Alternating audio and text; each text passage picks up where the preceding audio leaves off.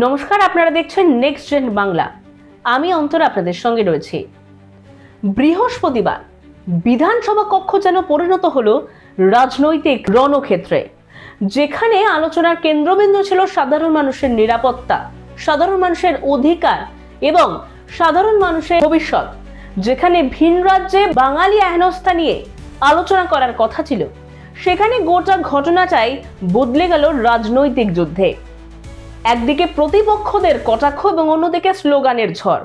পুরো মাহলটাই যেন বদলে গেল নিমেষের মধ্যে। মুখ্যমন্ত্রী মমতা বন্দ্যোপাধ্যায় যখন উঠে দাঁড়িয়ে বক্তৃতা শুরু করলেন, ঠিক সেই মুহূর্তেই কক্ষের পরিবেশ যেন এক লহমায় উত্তপ্ত হয়ে উঠল। বিজেপি বিধায়করা একসাথে হাততালি দিতে শুরু করলেন। কেউ ঝুনঝুনি বাজাতে লাগলেন, আবার কেউ উচ্চস্বরে স্লোগান তুললেন, চোর চোর চোর। মুহূর্তের মধ্যেই বিধানসভা কক্ষ কান পাতার উপযুক্ত হয়ে উঠল। পাল্টা দেরি করেনি তৃণমূল বিধায়কেরাও। তাদের গলায় শোনা গেল প্রবল চিৎকার, ভোট চোর ভোট চোর। দুই পক্ষের স্লোগান যেন আকাশ ছুঁতে চাইছে। স্পিকার বিমান বন্দ্যোপাধ্যায় বারবার হুঁশিয়ারি দিলেন, কক্ষের শৃঙ্খলা ফিরিয়ে আনার চেষ্টা করলেন, কিন্তু হট্টগোল কোনোভাবেই থামানো গেল না। আসনে দাঁড়িয়ে থাকা মুখ্যমন্ত্রী অবশ্য থামলেন না, বরং হট্টগোলের মাঝেই বক্তৃতা চালিয়ে যেতে থাকলেন। ঠিক সেই আবহে আচমকা এক বিজেপি বিধায়ককে সরাসরি নিশানা করে কটাক্ষ ছুড়ে দিলেন মমতা বন্দ্যোপাধ্যায়।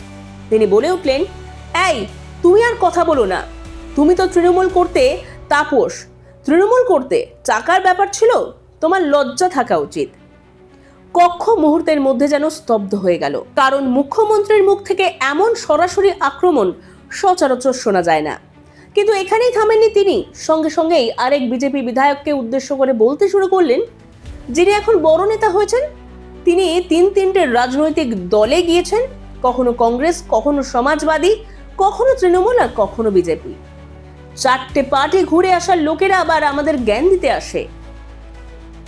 বদলুদের দল, বদলুদের দল, বাংলায় পরিবর্তন চাই বলছেন। আসলে বাংলার মানুষ চাইছে বিজেপি হটাও, দেশ বাঁচাও।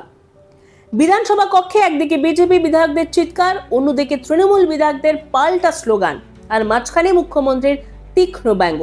সব মিলিয়ে দৃশ্যটা যেন রাজনৈতিক নাটকের মতো। এরপরেও মমতা বন্দ্যোপাধ্যায় নিজের আক্রমণ আরো তীব্র করলেন। তিনি সরাসরি প্রধানমন্ত্রী নরেন্দ্র মোদী আর স্বরাষ্ট্রমন্ত্রী অমিত শাহকে নিশানা করে বললেন, আপনারা ভোট চোর, আপনারা গদি চোর। মনে রাখবেন, আমি ছাত্র আন্দোলনের নেতা। আমি যদি স্লোগান শুরু করি, আপনাদের মুখে লিউকোপ্লাস্ট লাগাতে হবে, চুপ করে বসে থাকতে হবে।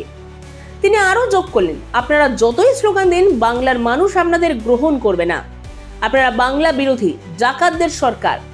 আপনাদের নেতারা চোর, আপনারা দেশ বিক্রি করে দিয়েছেন। আপনাদের দিন শেষ, বাংলার মানুষ আপনাদের শূন্য করে দেবে, বিগ জিরো।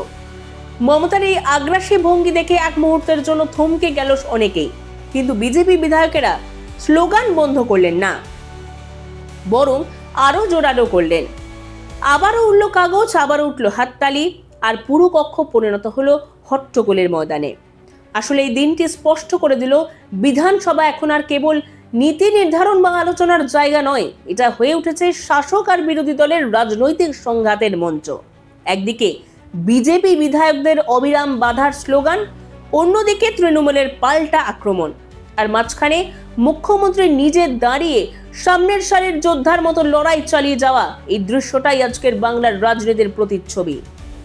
ফলত ভিন রাজ্যে বাঙালির হেনস্থা নিয়ে আলোচনার বদলে শিরোনামে উঠে এলো কাগজ উড়ে যাওয়া, ঝুনঝুনি বাজানো, চোর বনাম ভোট চোর স্লোগান যুদ্ধ, আর মুখ্যমন্ত্রীর ধারালো কটাক্ষ।